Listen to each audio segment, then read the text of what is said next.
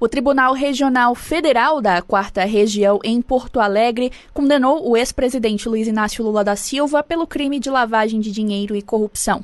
A votação se deu por 3-0, mas a execução da pena ainda deve demorar, porque podem ser apresentados recursos perante a sentença do próprio tribunal. E para falar sobre o assunto, eu converso agora com Gisele Farinhas, advogada constitucionalista. Olá, doutora Gisele, seja mais uma vez bem-vinda à Rádio Justiça e muito obrigada por nos atender. Olá, Jéssica, é um prazer aí estar prestando esclarecimentos mais uma vez para a Rádio Justiça. Muito bem. Doutora, diante desse resultado, que tipo de recursos a defesa do ex-presidente Lula poderá apresentar ao TRF4?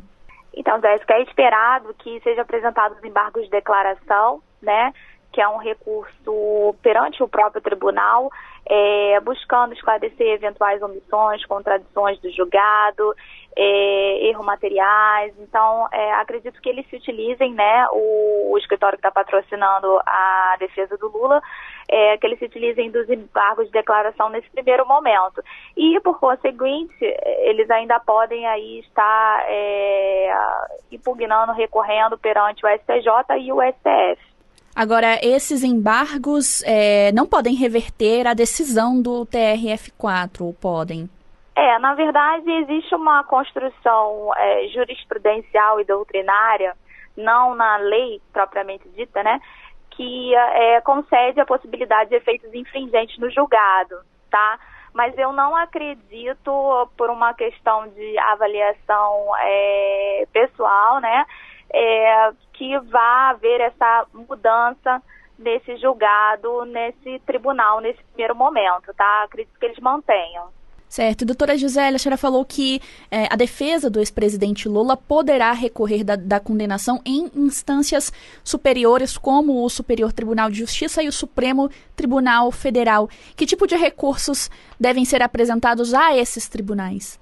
Sim, eles podem, né, após a decisão definitiva de segunda instância, eles podem estar recorrendo ao STJ por recurso especial e o STF por recurso extraordinário, né, a depender de como isso vai se configurar, né. E mesmo durante a análise desses recursos, o ex-presidente pode ser preso? Na verdade, existe um entendimento confirmado por 2 vezes pelo STF, tá? No sentido de que o cumprimento da pena, em havendo já uma decisão de segunda instância, ele é possível, tá? Existe a possibilidade, sim, através de recurso, disso ser rediscutido no Supremo Tribunal Federal? Existe, mas essa possibilidade é bastante restrita, é pouco provável. Então, caso ele já esteja preso nessa fase de análise dos embargos no TRF4 ou de recursos nas instâncias superiores, a defesa poderá pedir a esses tribunais a soltura para que ele recorra em liberdade?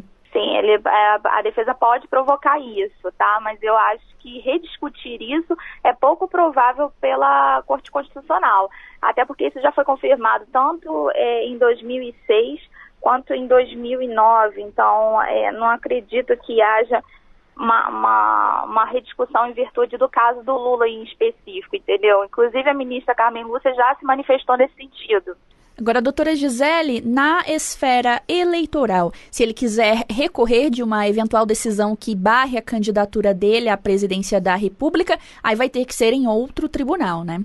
Sim, ele vai, se ele pretender, né, se candidatar, ele vai estar entrando com pedido, né, de candidatura no TSE, Tribunal Superior Eleitoral, e pode haver o indeferimento desse pedido, que é o que está sendo previsto aí, sendo manifestado pela mídia, pelo menos, de que há uma tendência do tribunal em fazer esse indeferimento. Contudo, ainda ele pode recorrer ao STJ em face desse indeferimento, tá?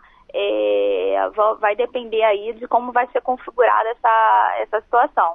Muito bem, eu acabei de conversar com Gisele Farinhas, advogada constitucionalista, sobre os recursos possíveis à defesa do ex-presidente Luiz Inácio Lula da Silva após a condenação em segunda instância. Doutora, mais uma vez, muito obrigada pela entrevista e pelos esclarecimentos sobre o assunto. Obrigada, Jéssica. É sempre bom contribuir aí com vocês.